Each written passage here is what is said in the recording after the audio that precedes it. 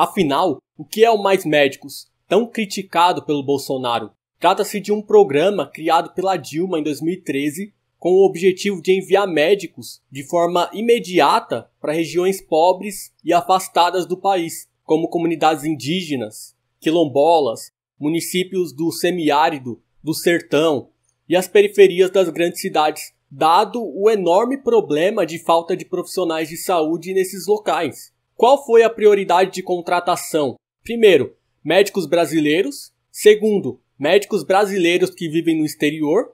E terceiro, como última alternativa, médicos estrangeiros. Os médicos brasileiros preencheram somente 20% das vagas. O restante foi composto pela alternativa que restava naquele momento, ou seja, médicos estrangeiros.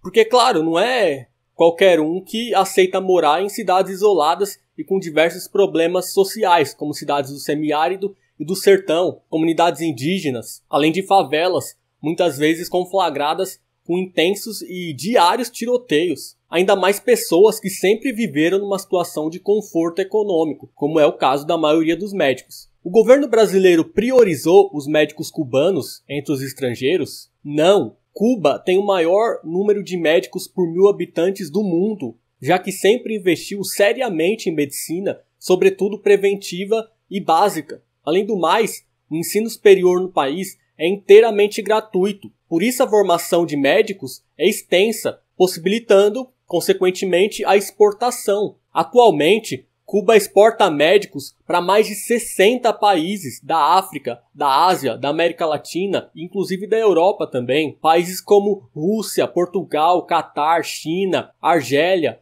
Arábia Saudita, Venezuela, Brasil, África do Sul, entre diversos outros. São cerca de 50.000 médicos cubanos trabalhando fora do país. Não é qualquer país que exporta médicos. A maioria do mundo tem falta de médicos no seu próprio país. Por isso que Cuba domina esse mercado a nível mundial, consequentemente tendo mais participantes em qualquer intercâmbio que você imagine a respeito de médicos trabalhando em outro país. O governo cubano fica com 70% dos salários dos médicos? Bom, primeiro a gente tem que entender o contexto político, econômico e geográfico de Cuba. Cuba faz cooperação, como eu falei, com mais de 60 países na área de exportação de serviços médicos. Você sabe como isso começou? Foi com a Brigada Henry Reeve, criada em 2005 como forma de ajuda humanitária para atender as vítimas do furacão Katrina nos Estados Unidos. Cuba chamou centenas de médicos e pediu que eles organizassem uma brigada. Os Estados Unidos negaram a ajuda. Só que a brigada, aquele conjunto de médicos dispostos a ajudar em missões internacionais, permaneceu mobilizada, sendo útil depois na crise da Angola e no terremoto no Paquistão. Na maioria dos países que faz parceria, Cuba envia médicos e medicamentos de graça, sem cobrar nada. Isso aconteceu na Angola, no Nepal, no Haiti, Congo e tantos outros países pobres do mundo. Quem arcava com os custos? O próprio governo cubano. Como o governo cubano fazia, já que é vítima de um bloqueio econômico há décadas por parte dos Estados Unidos, já que Cuba é uma ilha do Caribe que não consegue nem produzir a própria energia, que tem pouquíssimos recursos naturais, pelas próprias características do seu território. Alguns países começaram a oferecer alguma coisa em troca pelo envio de médicos. A Venezuela, por exemplo, já que tem a maior reserva mundial de petróleo, ofereceu barris de petróleo. Alguns países europeus começaram a pagar diretamente para o governo cubano pelo envio desses médicos. E essa parceria acabou virando uma fonte de renda para Cuba, dado o enorme volume de médicos atuando no mundo. Como eu falei, são cerca de 50.000 médicos cubanos em mais de 60 países. E como funciona o pagamento? Cuba abre um edital através de uma empresa pública para contratar os médicos. Eles podem se oferecer ou não. As condições salariais e os países para onde eles vão são conhecidos previamente por todos antes deles assinarem contrato. A maior parte do salário pago fica com o governo cubano? Não, porque o governo não é uma empresa privada. Ele repassa o dinheiro para as diversas despesas internacionais e nacionais do país. Além disso, a empresa pública contratante é responsável por pagamentos referentes à lesão corporal, por invalidez, por seguro, assistência à família em caso de morte, dentre outras despesas trabalhistas. Os médicos cubanos recebem aproximadamente R$4.000, dinheiro suficiente para sobreviver nos municípios pobres onde eles vivem, dado o custo de vida baixo. Até sobra para eles ajudarem seus familiares em Cuba. Eles estudam, pessoal, da creche até a faculdade inteiramente de graça, tudo custeado pelo governo. Com a exportação de médicos, Cuba conseguiu obter 11 bilhões de dólares entre 2011 e 2015. Algo perto de 7% de toda a sua riqueza produzida anualmente é obtida através da venda de serviços médicos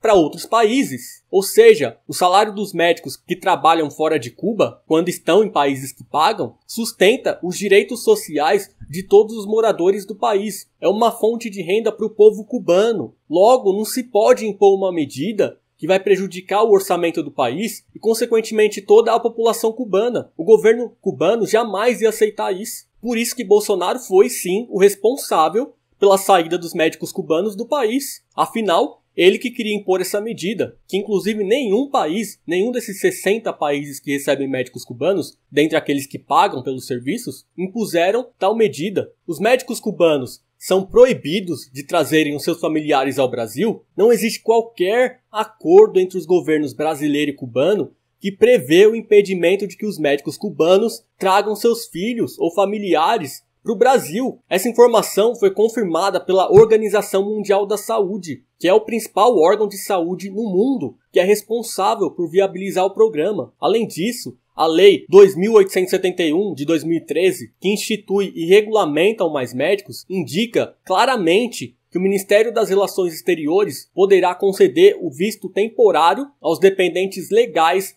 do médico intercambista estrangeiro, incluindo companheiro ou companheira, pelo prazo de validade do visto do titular. Portanto, é falsa a informação de uma suposta proibição dos médicos cubanos trazerem suas famílias ao Brasil. Bolsonaro mente descaradamente, distorce informações, ignora a importância fundamental desse serviço para o orçamento público de Cuba. Ao exigir que o governo deixe de arrecadar recursos com a vinda dos médicos, ele praticamente inviabiliza o programa, porque está impondo que o país venda um dos seus principais serviços, um dos mais importantes para o seu orçamento nacional, de graça, quando poderia estar lucrando em acordos com outras nações que também precisam de médicos. Quais os efeitos do programa no Brasil para as pessoas que foram atendidas? Atualmente, são mais de 8 mil médicos cubanos distribuídos em cerca de 3 mil municípios extremamente pobres. Cerca de 149 cidades receberam médico pela primeira vez. O programa Mais Médicos representa 100% da atenção básica de saúde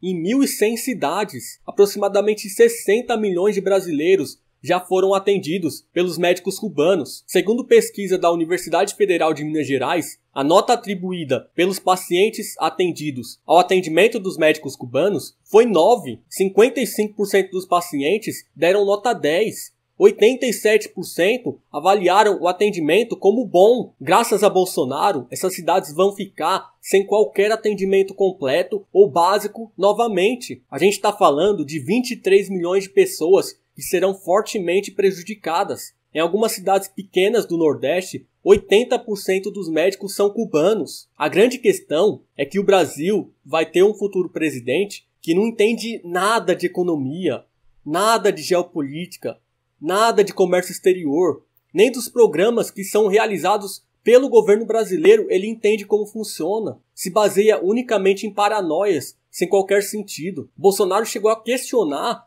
se os médicos cubanos eram realmente médicos, ofendendo todos esses médicos que se disponibilizaram a ir em locais que muita gente não quis ir. E sendo que os médicos são obrigados a comprovar a formação superior antes de iniciarem o trabalho. O Brasil elegeu um sujeito extremamente burro, que consegue o incrível feito que nenhum presidente eleito conseguiu, que foi piorar a situação do país antes mesmo de tomar posse.